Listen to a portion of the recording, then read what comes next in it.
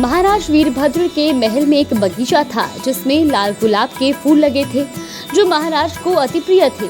इसलिए माली को उन्होंने उन फूलों का विशेष ध्यान रखने का निर्देश दिया था।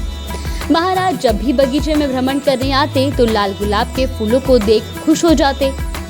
एक दिन जब वो बगीचे में भ्रमण के लिए आए थे तो पाया कि पौधों में लगे लाल गुलाब के फूल की संख्या कुछ कम है।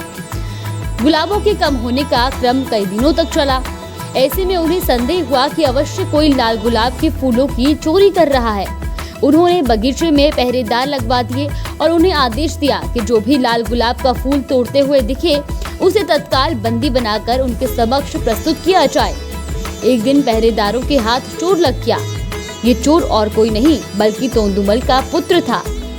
जब ये बात तोंदुमल के घर तक पहुंची तो उसकी पत्नी बहुत चिंतित हुई। जाइए ना, मेरे बेटे को छुड़ा कर लाइए, जाइए। हाँ, मैं जा रहा हूँ, तुम परेशान मत हो। तोंदुमल बिना देरी किए राजमहल के बगीचे की ओर चल पड़ा ताकि महाराज के सम्मुख प्रस्तुत करने के पहले वो अपने पुत्र से मिल सके। रास्ते भर वो उसे बचाने का उपाय सोचता रहा। जब वो राजमहल के बगीचे में पहुंचा तो देखा कि पहरेदार उसके पुत्र को महाराज के सम्मुख प्रस्तुत करने की तैयारी में है। जब वो अपने पुत्र से बात करने को हुआ तो पहरेदारों ने ये कहकर रोक दिया कि अब अपने पुत्र से बंदी गृह में मिलना।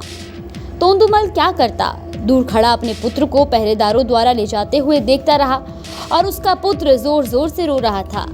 पिताजी, आगे से मैं ऐसा कुछ नहीं करूँगा, मुझे बचा लीजिए, कृपया कुछ करिए। मैं क्या कर सकता हूँ? अपनी तीखी जुबान का प्रयोग करो, शायद वही तुम्हें बचा पाए। पुत्र सोचने लगा कि ये पिताजी क्या कह गए, क्या इसका कोई अर्थ था? वो सोचने लगा और कुछ देर में उसे पिता द्वारा कही बात का अर्थ समझ में आ गया। उसका अर्थ था कि तीखी जुबान का प्रयोग कर गुलाब के फूलों को खा लो। उसने ऐसा ही किया और रास्ते भर गुलाब के फूलों को खाता रहा। जब पहरेदार महाराज के सामने पहुंचे तब तक वे सारे गुलाब खा चुका था। महाराज, ये बालक ही लाल गुलाब के फूलों का चोर है। हमने इसे रंगे हाथ पकड़ा है। लज्जा नहीं आती? इतनी छोटी उम्र में चोरी करते हो, बड़े होकर क्या करोगे? मैंने कोई चोरी नहीं की महाराज, मैं तो बस बगीचे से जा रहा था और आपके पहरेदारों ने मुझे पकड़ लिया। कदाचित ही आपकी प्रशंसा का पात्र बनना है, किंतु महाराज इसमें मुझ जैसे निर्दोष को सजा क्यों? आप ही बताइए, अगर मैंने गुलाब चुराए होते तो मेरे पास गुलाब भी होते, लेकिन देखिए मेरे हाथ खाली हैं।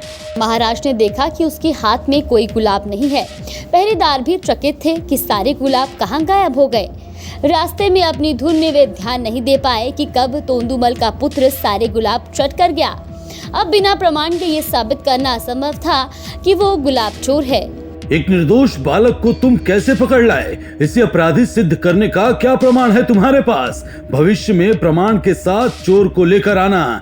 तोंदुमल के पुत्र को छोड़ दिया गया।